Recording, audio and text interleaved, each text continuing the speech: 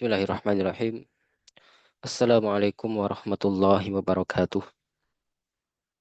Waalaikumsalam warahmatullahi wabarakatuh. Ya. Innal hamdalillah nahmaduhu wa nasta'inuhu wa nastaghfiruh wa na'udzu billahi min syururi anfusina was sayyiati a'malina. May yahdihillahu fala mudhillalah wa man yudlil fala hadiyalah. Asyhadu an la ilaha illallah wahdahu la syarikalah wa asyhadu anna Muhammadan abduhu wa rasuluhu.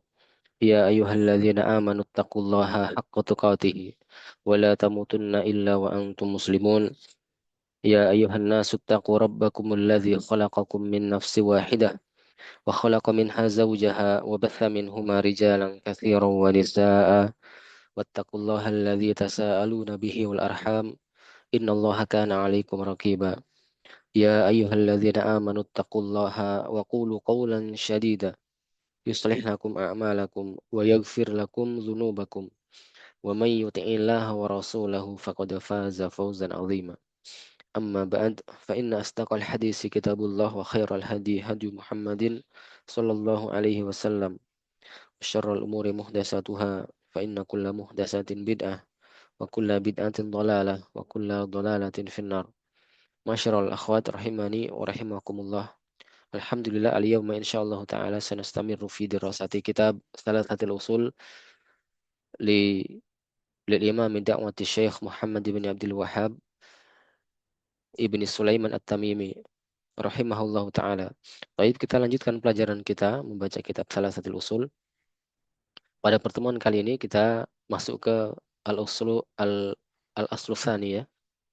Masuk ke pembahasan ya landasan yang kedua. Jadi kita telah selesai membahas tentang landasan pertama yaitu ma'rifatullah ya, beserta dengan dalil-dalilnya dan beberapa rincian-rincian yang telah kita bahas. Untuk yang al-aslu tsani sampai al-aslu tsalis nanti mungkin kita baca cepat saja karena waktunya yang tidak cukup jika kita harus detailkan seperti biasa. Baik,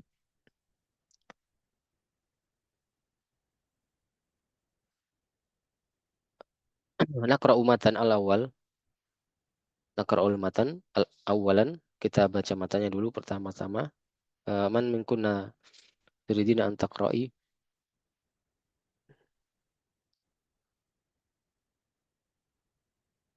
Ada yang mau membaca? Min kalimatil al-aslul tsani ila arkan ila huna. 3 baris saja, ma tarjamah. Ada yang mau coba? Silahkan. Tafadhol.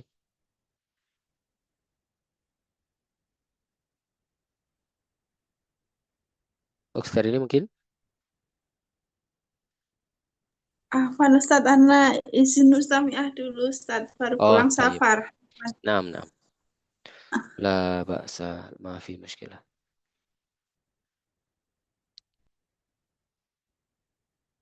Ada Salsabila, ada Ummu Hanif.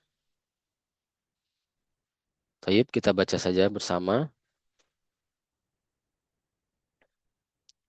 Kita masuk ke landasan kedua ya, al-aslu tsani. Ya, landasan atau usul. Ya, al-asal telah kita bahas artinya ya. Kadang diartikan landasan, ya, pondasi dan semisal dengannya. Ma'rifatu dinil islami bil adillati, yaitu mengenal agama Islam dengan dalil-dalilnya. Wa huwa al-istislamu lillahi bit tauhidi, yaitu al-istislam ini artinya berserah diri kepada Allah dengan menunggalkan Allah, ya, mentauhidkannya. Walin qiyadu lahu bit ta'ati, tunduk kepadanya dengan ketaatan. Al-inqiyad ketundukan. Coba kita berikan ini.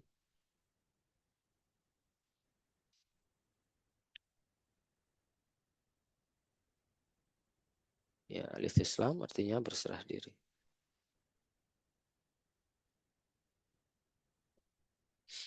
Tauhid, al-inqiyad artinya eh, tunduk.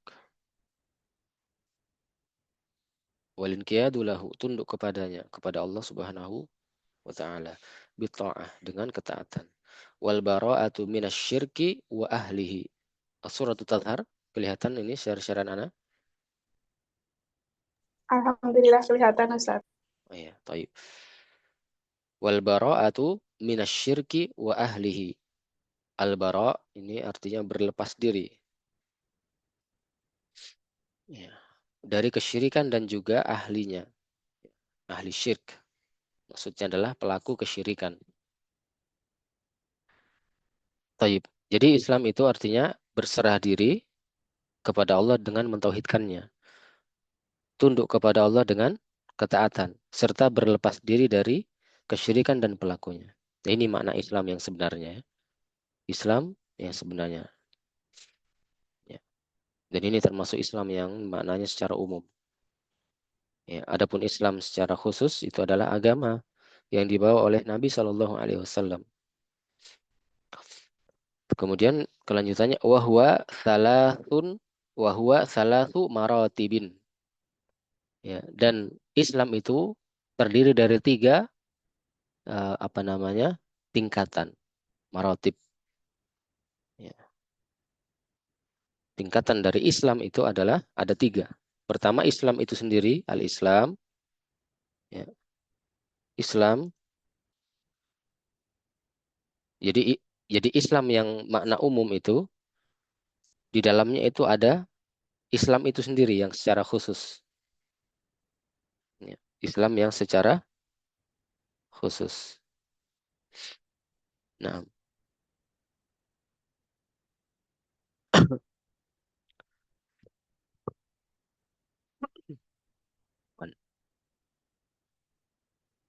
jadi Islam itu ada tiga tingkatan. Yang pertama adalah Islam itu sendiri, ya Islam secara khusus.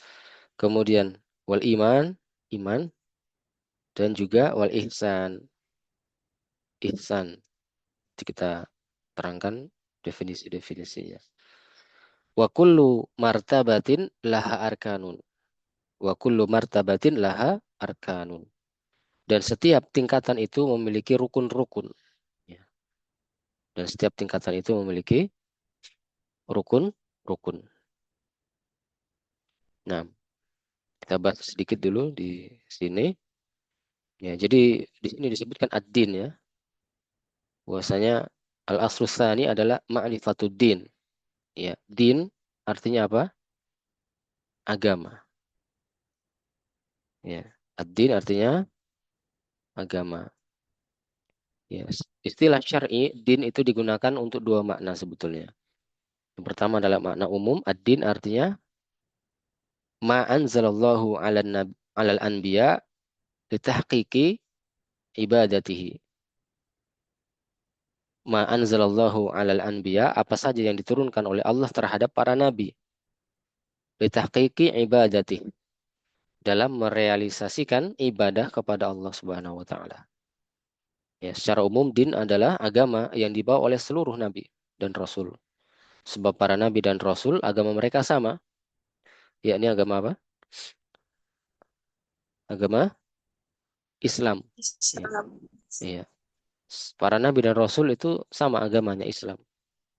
Ya, mereka menyerukan dengan kalimat yang sama. Ya qaumi ibudullaha ma lakum min ilahin ghairuh. Wahai kaumku, ya, ini semua nabi mengatakan demikian ya. Ubudullaha, sembahlah Allah, ibadahlah kepada Allah saja. Ya. Ma lakum min ilahin ghairuhu. Tidak ada sembahan yang hak untuk diibadahi, ya, makna ilah ghairuhu, selain Allah Subhanahu wa taala. Maka inilah yang disebut dengan Islam yang sebenarnya. Dan ini adalah ya agama yang dibawa oleh para nabi dan para rasul terdahulu. Ya. Sebagaimana Rasulullah Shallallahu alaihi wasallam bersabda dalam hadis Abu Hurairah riwayat Imam Al-Bukhari, ya, wal anbiya'u ikhwah. bahwasanya para nabi itu bersaudara. Ya. Ummahatuhum syatta wa dinuhum wahid. Ya. Satu ayah dengan ibu yang berbeda. Agama mereka satu. Ya. Disebutkan dalam hadis, agama mereka satu. Dalam ayat juga telah kita sebutkan tadi. Ya, jadi agama ini dengan makna umum adalah apa ad-din yang diinginkan di dalam kalimat yang ditulis oleh muallif ini adalah ad-din yang dengan makna umum. Ya. Agama dengan makna umum. Kemudian yang kedua ada makna khususnya. Ya, tadi telah kita sebut ya, makna khususnya. Yaitu adalah din, tadi Islam ya, Islam dengan makna khusus. Tapi kalau din dengan makna khusus itu adalah maknanya tauhid. Ya. Jadi din itu makna umumnya adalah apa saja yang Allah turunkan kepada para nabi dalam merealisasikan ibadah kepada Allah. Ya, atau dengan bahasa lainnya adalah ad-din itu adalah agama yang dibawa oleh para nabi dan rasul. Ya, itu adalah ad-din. Dan makna khususnya adalah bahwasanya ad-din itu bermakna tauhid. Tapi mirip ya antara makna umum dan khusus sebetulnya. Itu bermakna tauhid. Kemudian disebutkan ma'rifatu dinil Islam bil adillah. Disebutkan al-Islam. Islam memiliki dua makna juga. Makna umum dan makna khusus. Adapun makna umum sebagaimana yang diterangkan oleh penulis. Ya, disebutkan wahwa al-istislamu lillahi bitauhid wal bara'atu wal irkiyadu lahu bitta'ah wal bara'atu minasyirki wa ahlihi. Ya. Bahwasanya Islam itu dengan makna umum adalah ya al-istislamu lillahi bitauhid, berserah diri kepada Allah dengan mentauhidkannya. Wal inqiyadu lahu bitta'ah, tunduk kepadanya dengan ketaatan. Wal bara'atu minasyirki wa ahlihi, serta berlepas diri dari syirikan dan pelakunya. Ya, ini makna umumnya. Ya. Baik, jadi ada 4 perkara ya. Pertama, berserah diri kepada Allah dengan tauhid. Yang kedua, tunduk kepadanya dengan ketaatan.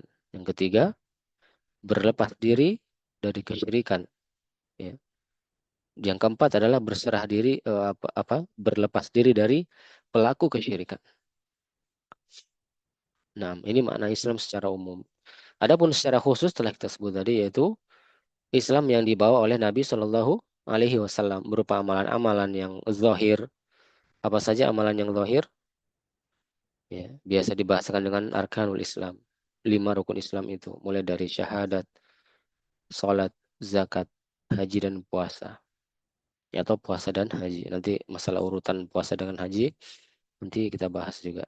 Tidak ada masalah sebetulnya karena ada beberapa riwayat yang menyatakan haji dulu baru puasa dan ada pula yang mengatakan puasa dulu baru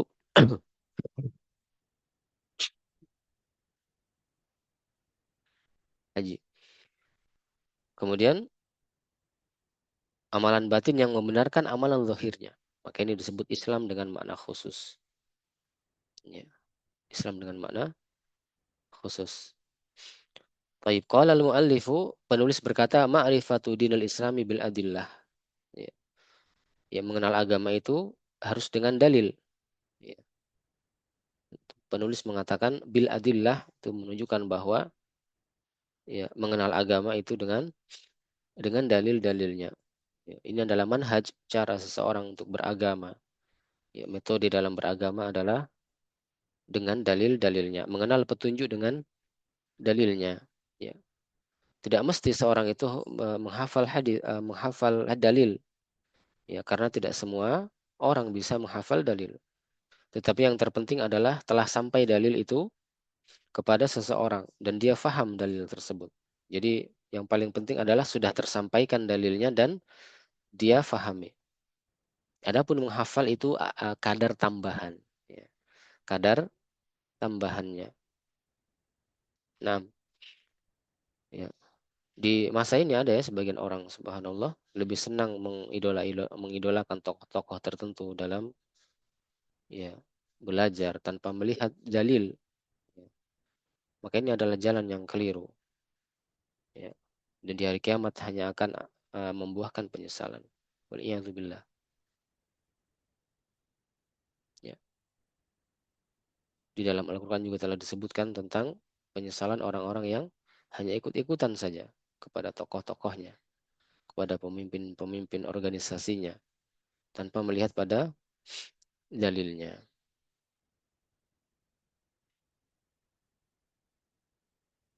6.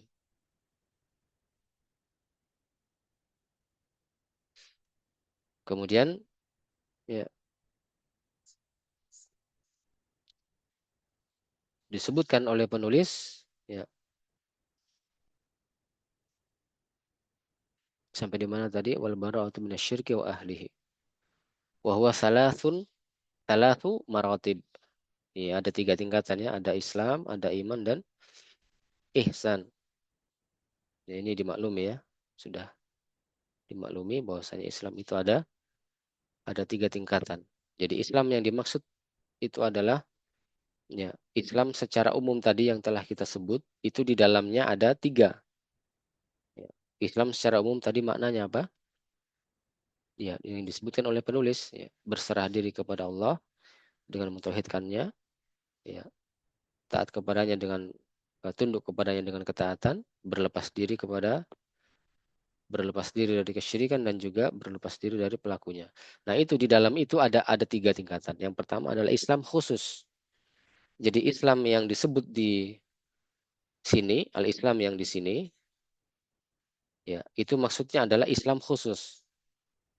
Ya. Adapun Islam yang awal tadi, ya, ma'rifatu dinil Islam, ya, maksudnya Islam di sini adalah yang ini, berserah diri kepada Allah, tunduk, kemudian berlepas diri. Ini maksudnya Islam secara umum. Ya, di dalam Islam yang umum ini, itu ada tiga. Islam yang khusus, kemudian iman dan ihsan. Ya.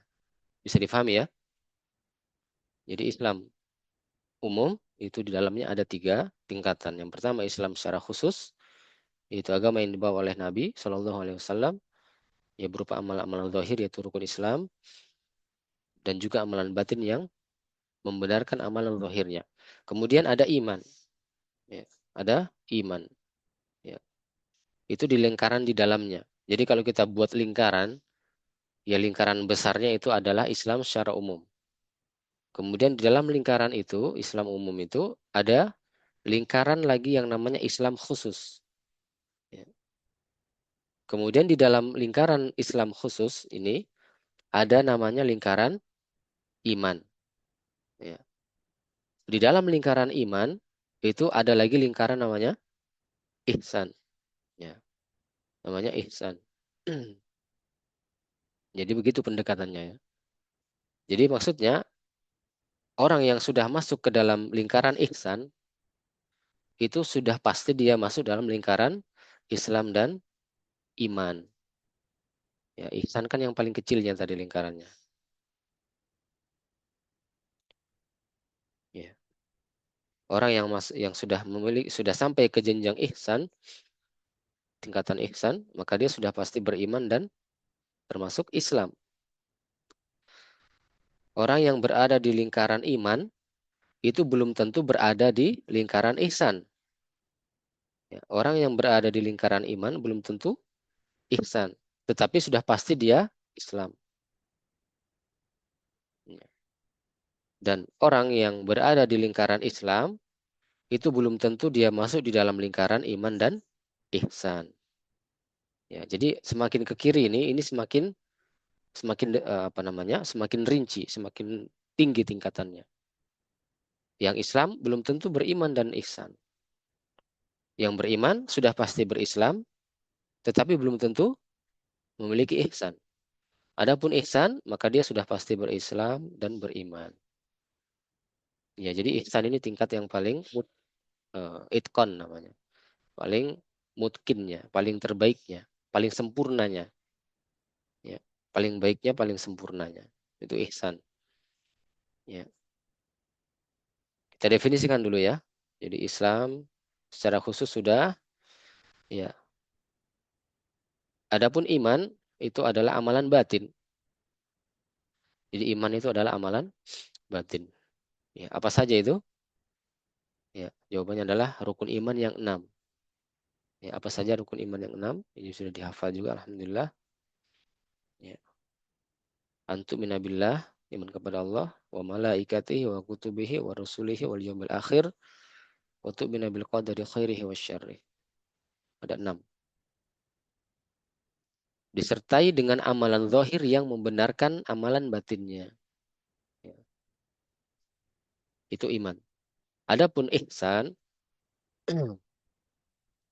ya ihsan itu adalah tingkat kesempurnaan atau itqan, ya, pada seluruh sendi-sendi agama. Ya. Nah, contoh misalnya, ya misalnya kaum munafikin, mereka juga bersyahadat, mengerjakan sholat, walaupun malas dan riya. Mereka bersedekah, meskipun kikir juga, suka mengungkit-ungkit ya, pemberian sedekahnya. Dan kadang dia mencela sedekahnya orang lain. Mereka puas, mereka apa namanya bermalas-malasan dalam berpuasa, mereka berhaji juga. Ini menunjukkan tidak bermanfaat amalan zahir tanpa apa? Amalan batin. Demikian dengan iman, ya. Jika telah meyakini dalam hatinya, ya iman kepada Allah, kepada malaikat, kepada kitab-kitab, kepada para rasul, iman kepada hari kiamat, dan juga iman kepada takdir, sudah diyakini dalam hati, tetapi dia tidak ada amalan zahirnya, maka ya tidak bermanfaat itu amalan batinnya. Dia tidak pernah sholat misalnya, tidak terdengar dia bersyahadat. Maka ini menunjukkan benarnya, tidak benarnya keimanan seseorang. Ya. Jadi Islam itu adalah amalan-amalan zahir, ya, disertai dengan amalan batin yang membenarkan amalan zahirnya. Ya, iman kebalikannya, dia adalah amalan batin, ya, disertai dengan amalan-amalan zahir yang membenarkan batinnya. Jadi begitu ya keterkaitan antara iman dan Islam. Adapun ihsan ini adalah kadar itqan, sempurna pada sendi iman dan Islam. Ya, begitu dia sempurna pada Islam dan imannya, maka telah sampai pada derajat apa? Derajat ihsan. Oleh sebab itu, ihsan itu di tingkatannya paling tinggi. Ihsan itu eh, tingkatannya paling paling tinggi. Karena itu ditafsirkan dalam Al-Qur'an, ya, yang di surat Taubah itu, ya, Allah Subhanahu wa taala berfirman, "Was-sabiqunal awwaluna minal muhajirin wal ansor." Orang-orang yang terdahulu lagi pertama dari kalangan muhajirin dan ansor, ya, walladzina tabauhum bi ihsan. Dan siapa-siapa yang mengikuti mereka dengan ihsan. Ya, maksudnya adalah dengan itqan. Ihsan di sini ditafsirkan oleh para ulama ahli tafsir dengan apa? Itqan, ya, sempurna. Ya, itqan itu kalau kita ibaratkan, ya, itu ibarat seseorang itu mengerjakan sesuatu dengan lengkap, ya, dengan sempurna sehingga apa? Tidak ada lagi kritikan dari sesuatu itu. Seorang pekerja misalnya, seorang pekerja atau seorang misalnya memiliki keahlian memasang lampu, ya dia pasang lampu itu dengan sempurna, ya dengan lengkap, dengan sempurna, terangnya sempurna, ya sesuai dengan ya perhitungan-perhitungannya, ya. Maka itu disebut dengan itqan. Maka ihsan dalam ayat tadi ini eh, adalah mengikuti jejak persis sama dengan jejaknya para sahabat, tidak merubahnya, tidak pula membuat jejak yang baru. Ya, jadi kalau dikatakan was-sabiqunal awwaluna minal muhajirin wal ansar walladzina tabauhum bi ihsan, dia mengikuti mereka, itu mengikuti orang-orang muhajirin dan ansar ini bi ihsan, dengan sempurna. Maksudnya adalah persis sama jejaknya, jejak para sahabat, tidak merubahnya, tidak pula membuat jejak baru. Ya. Makanya disebut dengan ihsan. Naam. Ya, tentang iman dan ihsan, ini ada definisi tersendiri yang insya Allah akan datang penjelasannya nanti.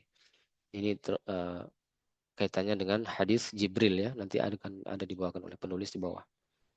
Hadis Jibril tentang Islam, iman dan ihsan. Nanti detailnya akan kita bahas di situ.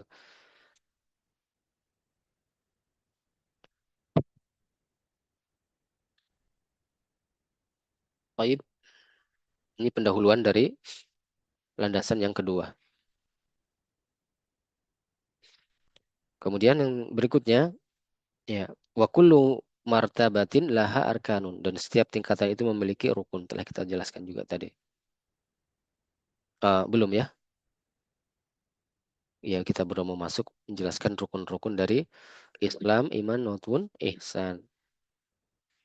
Ya, kita lanjutkan. Fa arkanul islami khamsatun. Adapun ya rukun-rukun Islam itu ada 5. Ya, telah kita kenal ya. Syahadatu alla ilaha illallah wa anna Muhammadar Rasulullah. Yang pertama adalah syahadat, saksian. Alla ilaha illallah, bahwa saya tidak ada sembahan, tidak ada yang berhak diibadahi dengan benar illallah, kecuali Allah Subhanahu wa taala. Wa anna Muhammadar Rasulullah, dan bahwasanya Nabi Muhammad adalah Rasul Allah. Wa iqamis shalah, menegakkan salat. Wa itaiz zakah, mengeluarkan zakat. Wa saumu ramadhana, puasa Ramadan. Wa hajjul baiti wa hajjul baitillahil harami, dan haji ke Baitullah, yaitu Baitul Haram, di Al-Haram, ya, yang mulia. Jadi ini adalah arkanul Islam yang sebagaimana yang dimaklumi, ya, sebagaimana yang dimaklumi tentang rukun-rukun Islam. Ya, maka kadar wajib dari seorang Muslim itu dalam mengenal agama Islam beserta dalil-dalilnya, yaitu terkait dengan eh, apa namanya, keyakinan tentang rukun iman tadi ya. Ya, kemudian yang kedua terkait dengan rukun Islam yang kita sebut ini. Ya, itu kadar wajibnya. Ya. Baik. Kemudian kata penulis tadi disebutkan rukun Islam. Ya. Maka di sini al-muallif penulis menempuh cara yang terbaik dalam menyampaikan ilmu. Ya. Beliau di sini menyebutkan, ya, Afan, Ustaz, suaranya kecil, Ustaz. di Afwan. Ya, mic-nya ke atas tadi. Gimana, Oh, sudah nah. jelas? Sudah Alhamdulillah jelas? Ya. jelas, Ustaz. Nah, Alhamdulillah jelas, Ustaz. baik. Jadi penulis di sini menyebutkan fa'arkanul islami khamsatun. Rukun-rukun Islam itu ada 5. Dia sebut jumlah. Ya, beliau sebut jumlah. Maka ini adalah salah satu metode di dalam menyampaikan ilmu. Ya, menyebutkan jumlah itu adalah salah satu metode memang yang terbaiknya. Menyebutkan angka, menyebutkan jumlah secara global terlebih dahulu. Setelah itu baru masuk kepada rinciannya. Ya. Ini juga sebagai bentuk mencontoh Nabi Shallallahu Alaihi Wasallam. Sebagaimana dalam banyak hadis beliau. Ada yang bisa sebut misalnya Nabi memberikan eh, menyebut angka begitu. Banyak ya. Ini adalah metode yang bagus. Disebutkan dulu kalau ingin menyampaikan sesuatu yang ada rinciannya, disebutkan jumlahnya dulu. Misalnya dalam hadis tentang rukun Islam ini. Di hadis yang lain disebutkan misalnya Bunyal Islamu ala khamsin. Islam dibangun di atas khamsin, 5 perkara. Maka beliau sebut dulu 5. Ya. Contoh misalkan dalam hadis yang lain lagi, idza matal insan in qata'anhu amaluhu illa min salasah. Apabila seorang itu meninggal, maka terputuslah amalan kecuali 3 perkara. Ya, salasah. Disebut jumlah dan banyak yang lainnya, ya, dari hadis-hadis Nabi yang menyebutkan jumlah. Maka ini adalah salah satu metode yang terbaik untuk ya menyampaikan pembahasan sebelum dia menyebutkan rinciannya. Ya. Baik. Ya. Jadi rukun iman telah dimaklumi. Kemudian kita baca lagi, nanti kita akan jelaskan masing-masingnya ini, masing-masing rukunnya. Ya. Kemudian penulis membawakan dalil. Wa qauluhu ta'ala, apa? Qauluhu ta'ala. Dalilnya adalah firman Allah Subhanahu, afwan. Wa dalilu syahadah. Kita masuk ke rincian eh, rukun-rukun Islam. Rincian dalil. Ya, jadi begitu beliau menyebutkan jumlah, beliau sebutkan rinciannya ada 5.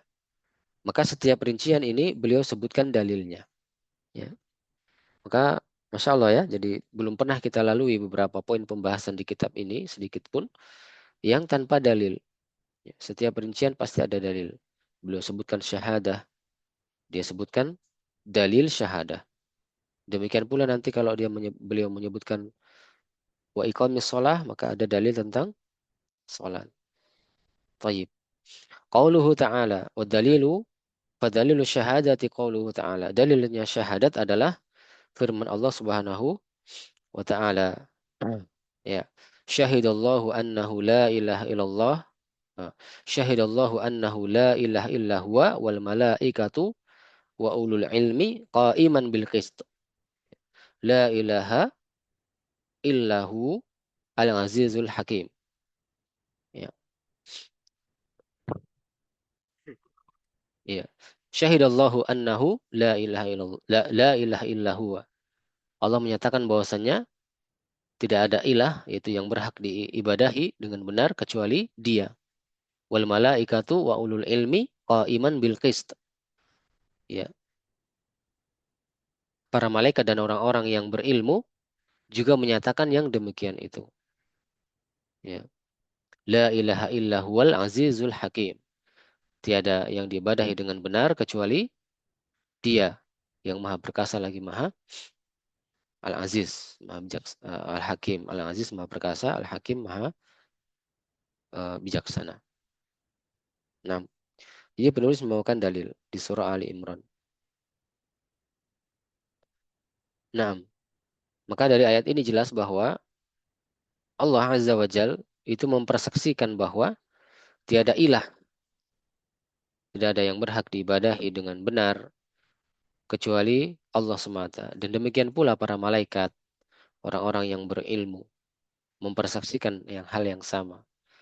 Ya, dialah Allah yang menegakkan keadilan, ya, qaiman bil qist. Kemudian Allah Maha Perkasa, Al-Aziz dan uh, Al-Hakim, Maha Bijaksana. Maka jelas sisi pendalilannya bahwa ya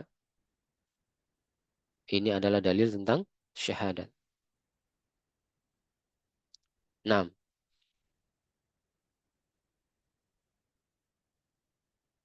kita masuk sedikit ke pembahasan makna la ilaha illallah.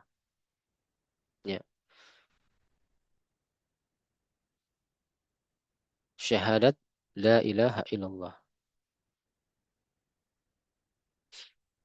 Ya, bahwasannya la ilaha illallah itu maknanya adalah la ma'buda bihaqqin illallah. La ma'buda bihaqqin illallah.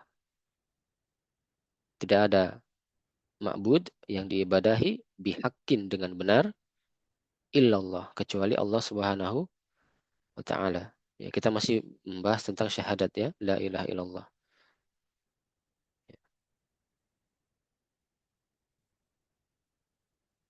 Kita membahas tentang syahadat la ilaha illallah. Kita detailkan sedikit. Karena ini penting ya. Jadi memang tidak bisa kita baca apa namanya? Sekilas ya, kita harus detailkan sedikit ya. Karena di situ letak pentingnya.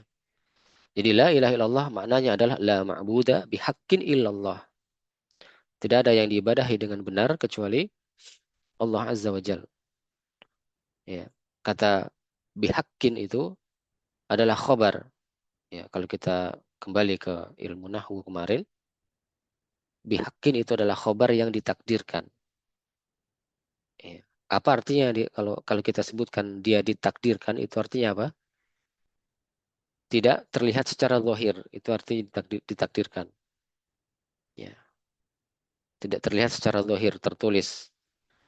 La ilaha illallah. Itu artinya la ma'budah bihaqqin. Ya. Ilah itu kan ma'bud, tetapi tidak ada kata bihaqqinnya, maka kata bihaqqin ini ditakdirkan. Karena memang makna la ilah, makna la itu la apa di situ? Di la, pada kalimat la ilaha illallah itu la, ada kemarin pembahasan tentang la ada dua, la anafiyah dan nahiyah. Di sini Naf termasuk yang mana? Nafiyah. Dia adalah la anafiyah. Ya, dia menafikan sesuatu lil jinsi, menafikan seluruh jenis. Ya. Jadi kalau di ilmu nahwu kemarin kita bahas la itu adalah la an-nafiyah, maka implementasinya itu di sini. La di sini adalah la an-nafiyah ditambahkan lil jinsi. Sebagaimana makna al kemarin, al itu menjadi ma'rifah. Tapi pada kata alhamdulillah, al di situ maknanya apa? Lil istigrok al jinsi. Ya, mencakup semua jenis. Sama dengan di sini, la an-nafiyah lil jinsi. Jadi menafikan atau meniadakan semua jenisnya. Semua jenis ibadah ditiadakan maksudnya di situ. La ilaha. Ya, meniadakan semua jenis ibadah. Ya, menafikan semua jenis sesuatu yang diibadahi. Ya. Kemudian kata ilah, ya, asalnya adalah isimnya. Ya, atau apa istilahnya? Kalau ada khobar berarti ada mubtada'nya. Ya,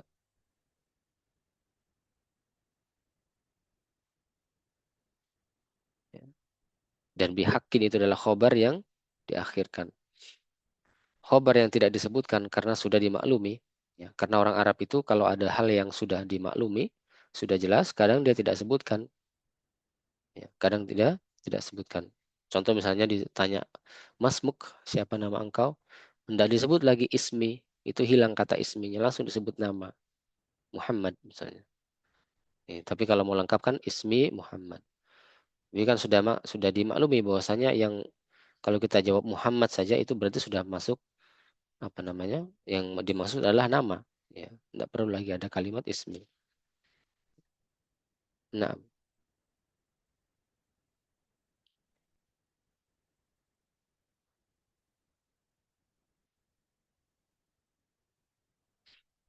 taib. Kata penulis ini la ma'bud la ilaha illallah apa ayat yang dibawakan oleh penulis la ilaha illallah ini tentang mendalili makna la ilaha illallah ini juga semakna dengan ayat yang lain. Ada ayat beberapa ayat yang lain. Misalnya zalika bi annallaha huwal haq. Ya. Hal tersebut karena Allah adalah maha benar. Wa anna ma yad'una min dunihi al-batil. Dan apa yang mereka ibadahi selain Allah adalah kebatilan. Maka makna la ilaha illallah yaitu la ma'budu bihaqqin, ada kata bihaqqin itu semakna dengan ayat yang lain ini. Dzalika bi annallaha huwal haqqu wa anna ma yad'una min dunihi al-batilu. Ya, ini ayat di surah Al-Luqman. Hal tersebut karena Allah yang maha benar. Ya, bihaqqin. Maka dari ayat ini jelas bahwa ayat ini bermakna tidak ada sembahan yang hak. Ya. Jadi kenapa kok bisa muncul bihaqqin? Para ulama mendefinisikan makna la ilaha illallah adalah la ma'budu bihaqqin illallah. Ada kata bihaqqinnya itu karena ada ayat yang lain yang mendalilinya. Bahwasanya tidak ada yang berhak diibadahi dengan hak kecuali Allah Subhanahu wa taala. Ya. Dan demikian pula yang ditunjukkan dalam sirah-sirah nabawiyah. Ya. Ketika Nabi mengajak orang-orang Mekah untuk masuk Islam, apa kata mereka? Apa kata Nabi? Qulu la ilaha illallah tuflihu. Ucapkanlah la ilaha illallah. Kalian akan beruntung. Maka orang-orang kafir Mekah ini berucap, aja'ala alihatan ilahan wahidan. Inna hadza la syai'un ujab. Apakah Nabi Muhammad akan menjadikan sembahan-sembahan itu sembahan yang satu? Ya, maka ini benar-benar sesuatu yang mengherankan. Maka kalimat ini tegas bahwa sembahan itu hanya satu. Kaum musyrikin orang-orang kafir Mekah juga mengakui sebetulnya, memahami. Ya. Hanya saja mereka tidak menerima. Ya. Mereka faham bahwasanya ilah yang diinginkan adalah hanya satu. Tetapi mereka tidak mau apa? Menerima. Jika yang diibadahi hanya satu saja, mereka tidak mau menerima. Taib.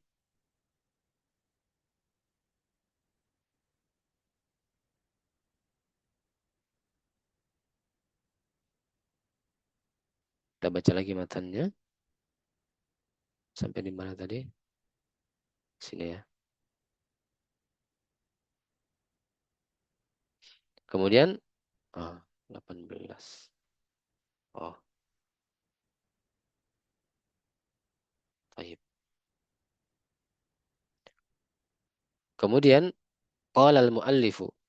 Penulis melanjutkan, beliau berkata, wa maknaha, maksudnya adalah makna dari la ilaha illallah itu adalah la ma'budah bihaqqin illallah. Sudah ya, sudah bahas. Kemudian beliau menyebutkan la ilaha nafian. Ya. La ilaha adalah nafian. La ilaha adalah nafian. Jami'a ma yu'badu min dunillah. Nafian jami'a ma yu'badu min dunillahi. Kemudian illallah adalah musbatan al-ibadatu lillah. Dan illallah, kalimat illallah itu adalah musbatan al-ibadata lillahi wahdahu la syarikalah.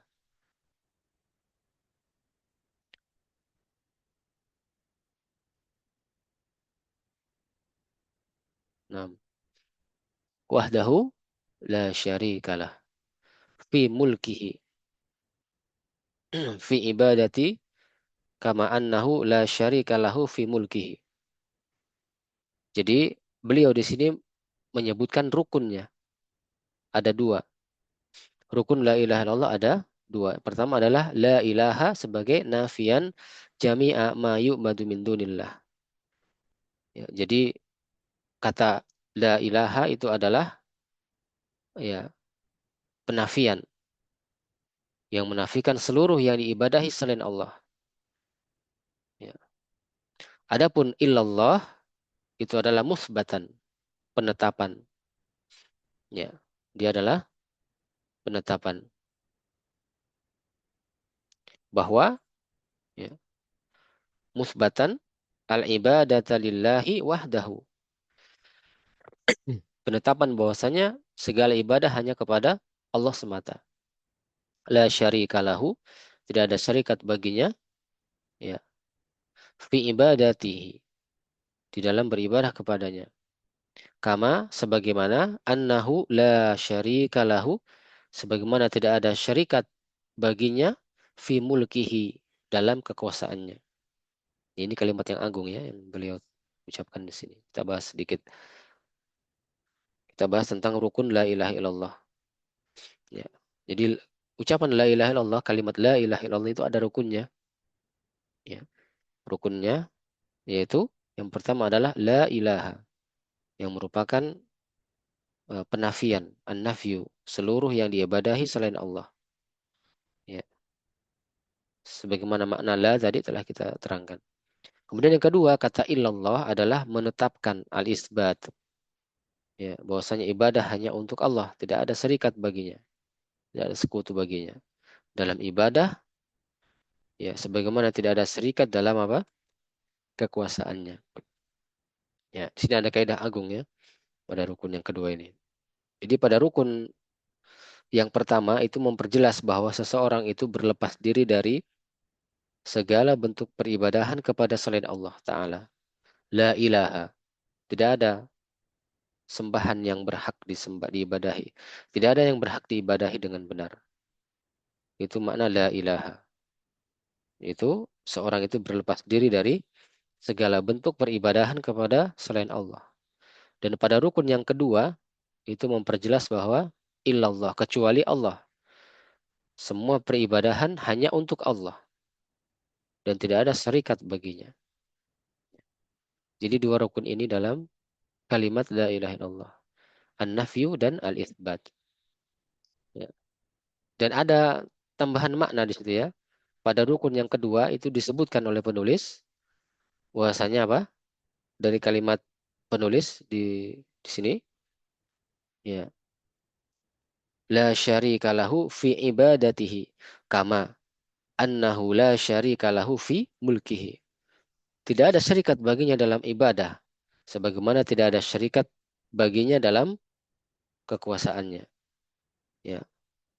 Ini menunjukkan bahwa memperjelas, menguatkan ya bahwasanya pengakuan seorang hamba terhadap rububiyah Allah, ya Allah yang mencipta, memberi rezeki, mengatur segala perkara, apa tadi al-mulk tadi apa artinya? Yang menguasai, ya, ya kan? Tidak dia yang Allah yang menguasai. Maka jika seorang mengaku bahwasanya uh, tidak ada sembahan yang apa namanya? Jika seorang mengakui bahwasanya hanya Allah yang maha menguasai, ya, maka mengharuskan pengakuan seorang hamba terhadap uluhiyah Allah. Kalau begitu, hanya Allah yang diibadahi, kan begitu. Ya. Tidak ada syarikat baginya dalam beribadah kepadanya, sebagaimana tidak ada syarikat baginya dalam kekuasaannya. Ya, ini kata al-mulk atau mulk di situ hanya sebagai contoh saja rububiyah Allah. Ya, rububiyah kan banyak. Dia yang khalik, mencipta, memberi rezeki, ar-razik, ya, al-mudabbir, mengatur segala urusan, al-mulk, menguasai hari pembalasan, dan seterusnya, dan seterusnya. Itu adalah rububiyah Allah.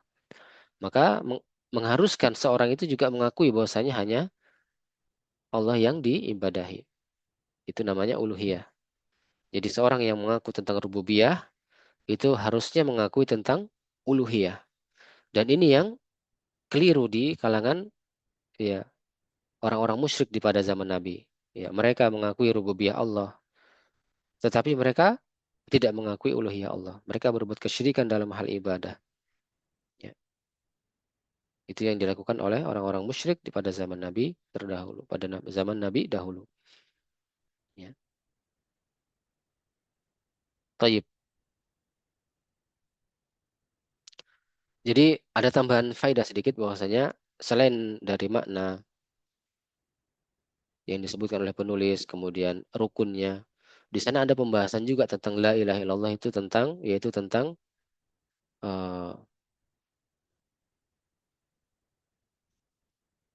tentang syarat-syarat la ilaha illallah.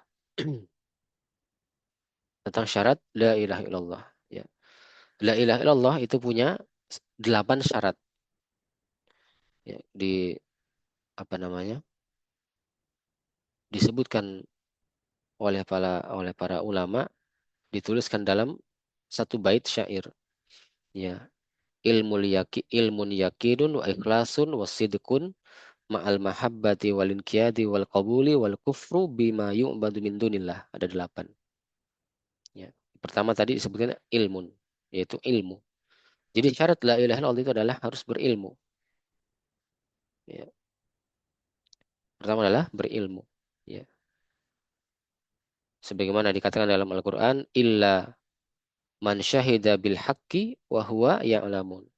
Kecuali siapa yang mempersaksikan dengan keikhlasan, dengan kebenaran, bil haqq, wa hum ya'lamun. Dan mereka mengilmuinya.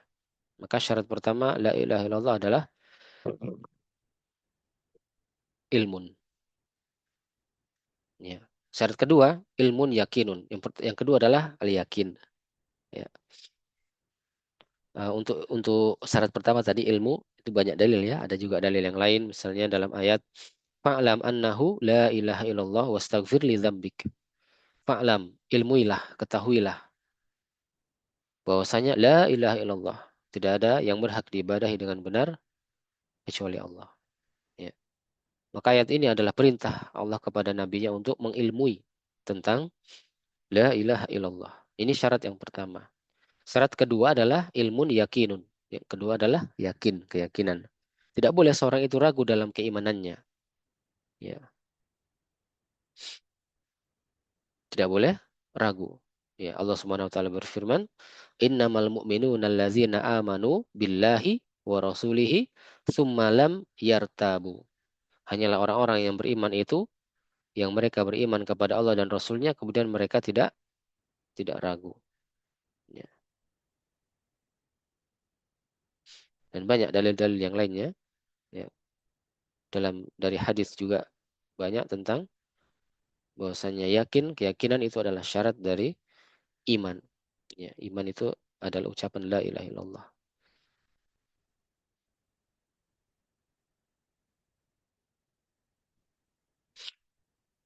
Baik, kemudian yang ketiga syarat la ilaha illallah kita baca ringkas saja. Ya. Ilmun yakinun wasidkun, yaitu membenarkan apa? Ilmun yakinun wa ikhlasun. Keikhlasan. Seorang yang mengucapkan la ilaha illallah itu harus ikhlas. Tidak boleh seorang itu riya. Tidak boleh seorang sum'ah. Ya, apa bedanya riya dan sum'ah?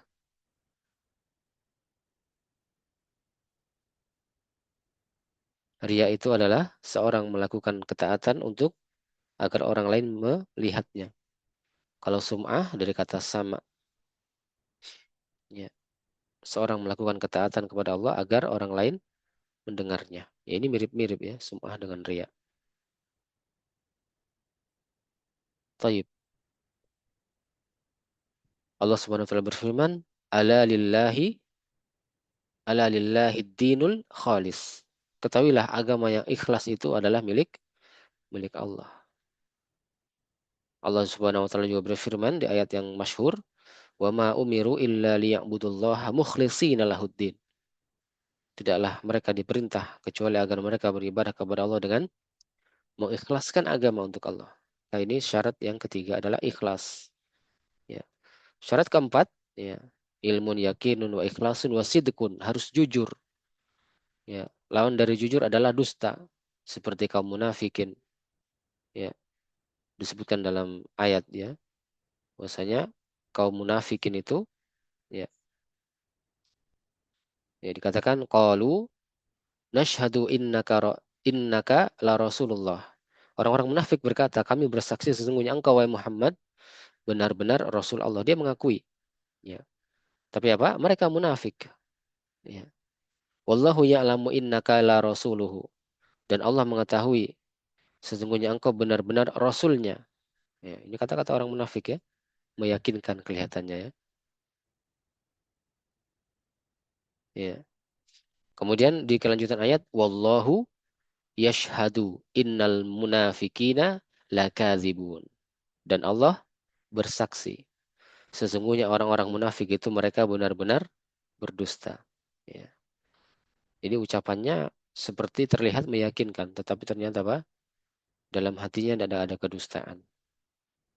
Ya, jadi harus jujur ya, harus jujur dia dalam hatinya, harus jujur dari hatinya. Ilmun yakinun wa ikhlasun wa sidqun. Kemudian yang kelima adalah mahabbah, ya, kecintaan. Jadi seorang yang mengucapkan la ilaha illallah harus ada kecintaan terhadap Allah, cinta terhadap maknanya, cinta terhadap konsekuensinya, cinta terhadap orang yang mengucapkannya. Ya, Taib. Jadi harus ada kecintaan.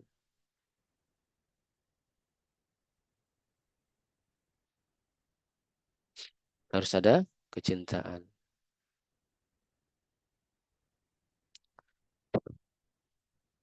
Taib.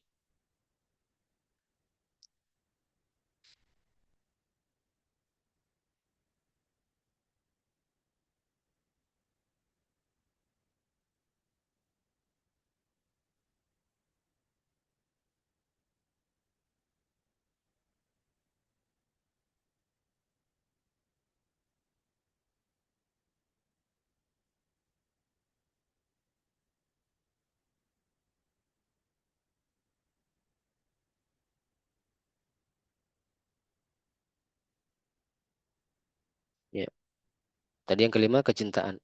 Kita lanjutkan.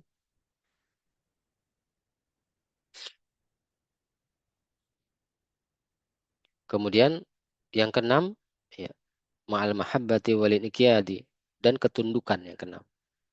Seorang yang mengucapkan la ilaha illallah itu harus tunduk kepada syariat Allah dan juga mematuhi hukum-hukumnya. Ya, serta berserah diri kepada Allah Subhanahu wa taala. Ya, Allah Subhanahu wa taala berfirman, "Wa anibu ila rabbikum wa aslimu lahu." Dan kembalilah kalian kepada Rabb kalian. Ini dalil juga kita pakai tentang inabah kemarin ya, wa anibu. Ya, disebutkan di belakangnya wa aslimu lahu, dan berserah dirilah kalian kepada Rabb kalian. Ini termasuk bentuk dari ketundukan. Seorang yang tunduk, ya dia adalah orang yang berserah diri kepada Allah. Nah, dia berserah diri kepada Allah Subhanahu wa taala. Afwan, asad masmu? Alhamdulillah jelas Ustadz. Ya, kalau ada yang mencatat, silakan dipotong saja jika ada yang ini, atau nanti kalau ada ini rekamannya juga boleh di murojaah di rekamannya. Ketundukan. Karena catat Ustadz. Ya, catat yang poin-poinnya saja. Adapun dalilnya nanti bisa didengarkan ulang, kemudian dicari di Al-Quran ataupun di dalam hadis kitab-kitab kutubut tis'ah.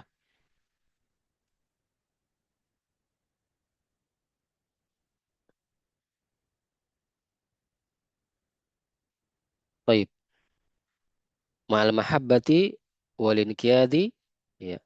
Yang ketujuh adalah inqiyad, ketundukan. Wal qabuli. Kemudian yang kedelapan, yang keenam. Kemudian yang ketujuh adalah al-qabul, penerimaan. Ya. Allah Subhanahu wa taala apa namanya? Menggambarkan sifat orang yang beriman itu berupa penerimaan mereka tanpa adanya penolakan. Ya. Bahwasanya Rasul telah beriman kepada Al-Quran yang diturunkan kepadanya dari Robnya. Demikian pula orang-orang yang beriman. Ya, semuanya beriman kepada Allah, malaikat, kitab-kitabnya, Rasulnya. Ya, mereka mengatakan kami tidak membeda-bedakan antara seorang pun. Ya, dari para Rasul. Ya, mereka para Rasul mengatakan kami dengar dan kami taat. Ya, maka ini bentuk penerimaan. Jadi seorang yang mengucapkan la ilaha illallah itu harus menerima. Ya, harus menerima. Jangan menolak, ya, sebagaimana orang-orang Yahudi dan Nasara, mereka menolak, ya, sebagaimana firman Allah Subhanahu wa taala, alladzina atainahum, ya, alkitaba ya'rifunahu. Orang-orang Yahudi dan Nasara yang telah kami beri Alkitab, itu Taurat dan Injil, ya, ya'rifunahu, mengenal Muhammad, kama ya'rifuna abna'ahum, sebagaimana mereka mengenal anak-anak, seperti mereka mengenal anak-anaknya sendiri. Jadi Nabi Muhammad itu dikenal. Ya. Wa inna fariqan minhum, ya.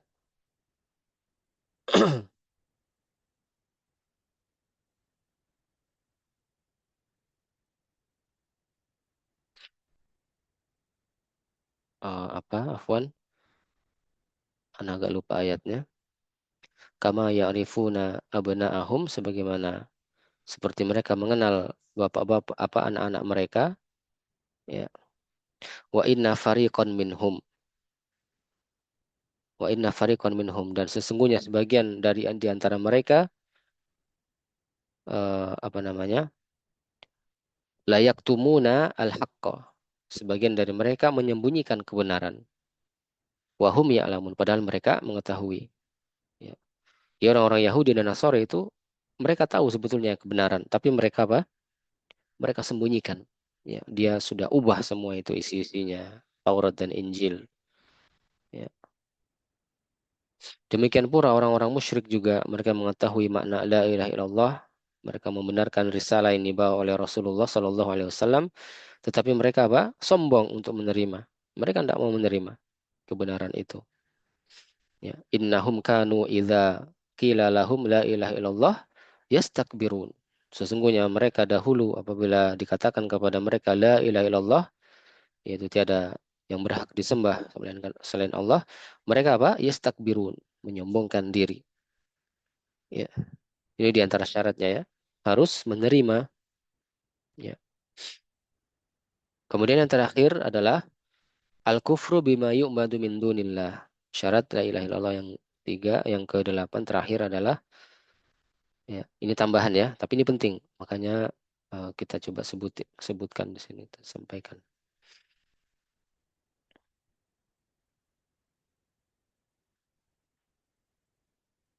Ternyata waktunya tidak cukup juga ya. Insya Allah esok kita baru bisa lanjut.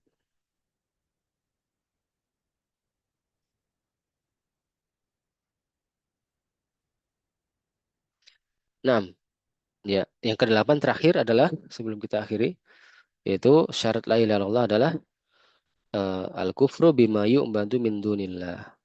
Mengingkari segala perkara yang diibadahi selain Allah. Ini merupakan syarat tambahan yang disebutkan oleh para ulama. Ya, siapa yang mengucapkan la ilaha illallah, eh, namun tidak mengingkari sembahan selain Allah, maka dia belum memenuhi syarat diterimanya la ilaha illallah. Ya. Ini mirip sebetulnya dengan syarat sebelumnya, yaitu tentang keikhlasan. Ya, karena makna ikhlas itu adalah memurnikan ibadah hanya untuk Allah.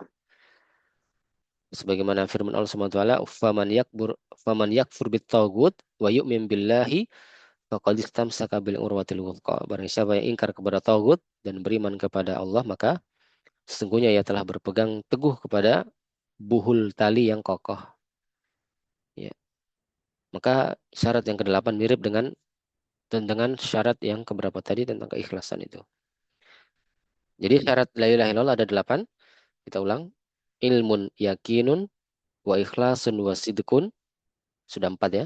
Ma'al mahabbati wal inqiyadi wal qabuli wal kufru bima yu'badu min dunillah. Ada delapan. Ya, ilmu, yakin, ikhlas, jujur, eh, cinta, ketundukan, kemudian apa yang kedelapan, yang ketujuh, eh, menerima, ya. Kemudian yang kedelapan adalah mengingkari sembahan-sembahan selain Allah. Ini mirip dengan keikhlasan. Nah, sekarang ada timbul pertanyaan, bagaimana ketika sebagaimana orang-orang praktek di zaman ini ya, ketika ada seorang Nasara atau Yahudi yang ingin masuk Islam, mereka langsung mengucapkan apa? La ilaha illallah Muhammadar Rasulullah. Mereka langsung mengucapkan syahadat tanpa mempelajari syarat-syarat ini. Ya, apakah syah dia menjadi Muslim?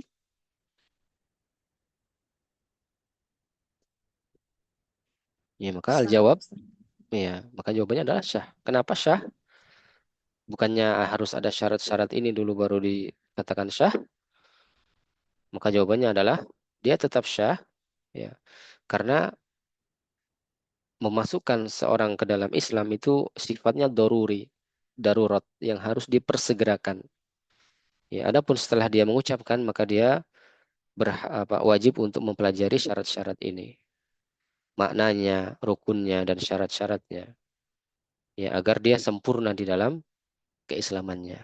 Jadi begitu ya jawabannya. Kalau ada yang bertanya, apakah syah atau tidak? Maka jawabannya syah. Ini juga sebagaimana kisah Usama bin Zaid ya, yang kita kenal ya, sahabat Nabi, panglima perang, yang panglima termuda di dalam perang beliau.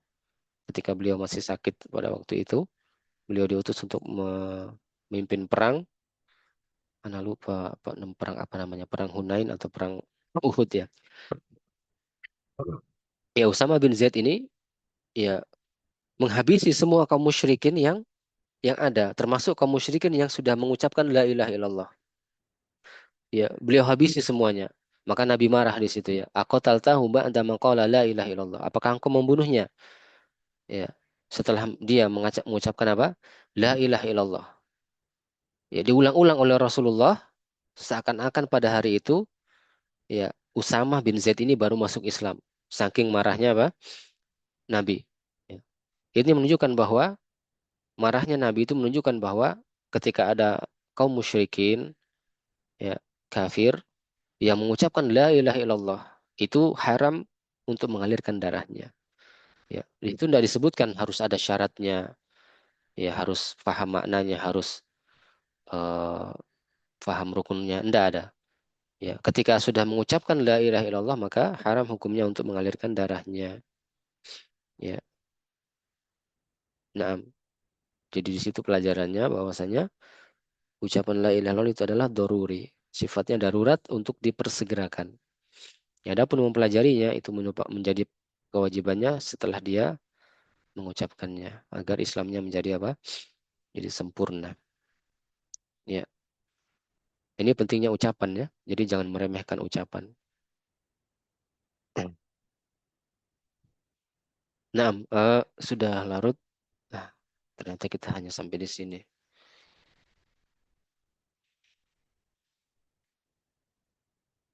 Taib.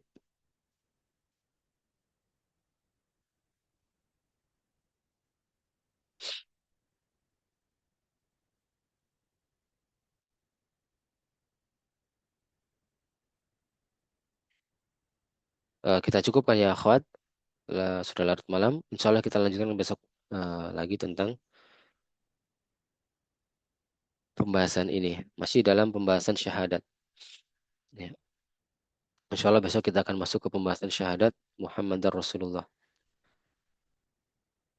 Ya, karena ini anak pikir adalah perkara yang penting, wajib untuk kita ketahui, sehingga anak harus sampaikan. Baik, barakallahu fiik. Ada pertanyaan terkait ini? Atau nanti disimpan saja pertanyaannya, kita eh, bisa lewat grup ataupun bisa di chat ke anak pribadi boleh. Baik, qad qara'na dars tauhid fil kitab Salasatul Usul li Imam ad-Da'wati Syekh Muhammad bin Abdul Wahhab bin Sulaiman At-Tamimi rahimahullah taala. Eh, ila liqa Godan insyaallah kita sampai ketemu besok lagi. Naktafi bihadzal kalam subhanakallahumma bihamdik asyhadu an la ilaha illa ant astaghfiruka wa atubu ilaik. Assalamualaikum warahmatullahi wabarakatuh. Waalaikumsalam warahmatullahi wabarakatuh. Ustaz. Jazakumullahu khairan. Wa iyyakum. Antunna jazakumullahu khairan.